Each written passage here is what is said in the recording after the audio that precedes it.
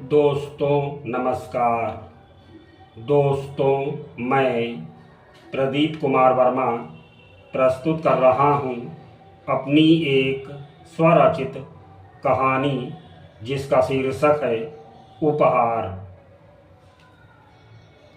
विपिन ने राहुल के कमरे में प्रवेश किया तो उसने देखा कि राहुल अपने बेड पर बैठा तमाम सारे वर्षों पुराने अपने जन्मदिन पर पाए उपहारों को बड़ी ही तल्लीनता के साथ देखे जा रहा था। फिर जैसे ही उसकी नज़र विपिन पर पड़ी तो उसने उससे बैठने के लिए कहा, आओ विपिन, बैठो। फिर वह मुस्कुराते हुए बोला, छुट्टी का दिन था, अचानक ही मन में ख्याल आया तो मैं अपने इन उपहारों को देखने लगा। ये उपहार मेरे लिए बहुत कीमती हैं, ये मुझे बहुत प्रिय हैं। मेरी पूरी कोशिश रहेगी कि मैं इन्हें अपने पूरे जीवन भर संभाल कर रख सकूं।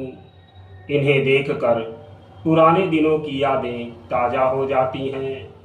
कुछ पलों के लिए मैं अपने उस सुनहरे दौर में लौट जाता हूं तो मुझे बहुत ही अच्छा महसूस होता है।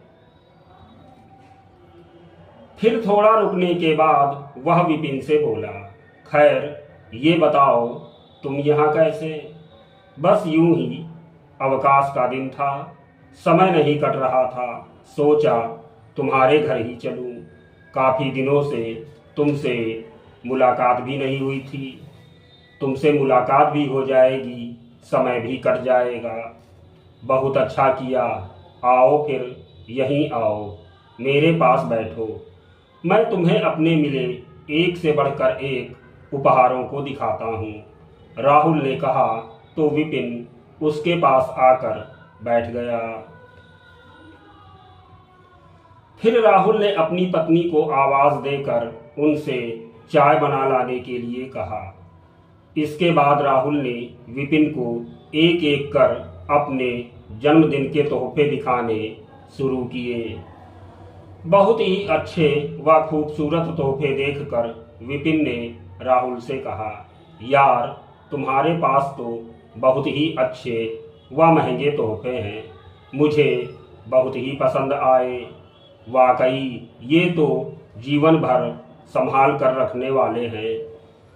तभी अचानक ही विपिन की नज़र उपहारों के बीच रखे एक कलम पर जा पड़ी तो उसने उसे उठा लिया और बड़े ही गौर से उसे देखने लगा। तो यह देख राहुल मुस्कुरा पड़ा और बोला, इस तोहफे को पहचानते हो? हाँ, कुछ कुछ याद आ रहा है। हाँ, यह तो मैंने तुझे तब दिया था, तब तू 12 वर्ष का था और तेरे जन्मदिन पर मैंने तुझे दिया था। फिर विपिन बड़े ही हैरानी भरे स्वर में बोला, यार यह देखकर मैं हैरान हूँ कि तुम इन बड़े बड़े महंगे खूबसूरत उपहारों के बीच इस 5 रुपल्ली के कलम को भी रखे पड़े हो। यह कलम तो इन उपहारों के बीच कहीं नहीं ठहरता। क्या करूं दोस्त, तुम तो उस समय की मेरी स्थिति जानते थे, इसीलिए मैं ज़्यादा कुछ नहीं कर सका। नहीं दोस्त, ऐसा ना कहो, तुम्हारी दोस्ती ही मेरा सबसे बड़ा उपहार है। जब भी मुझे तुम्हारी ज़रूरत हुई तुम हमेशा ही मेरे साथ खड़े रहे। तुम मेरे सबसे अच्छे मित्रों में से एक हो। तुम जैसा दोस्त पाकर मैं बहुत खुश हूँ। रही बात इस उपहार यानी इस कलम की, यह मेरे लिए सभी उपहारों के ही समान है।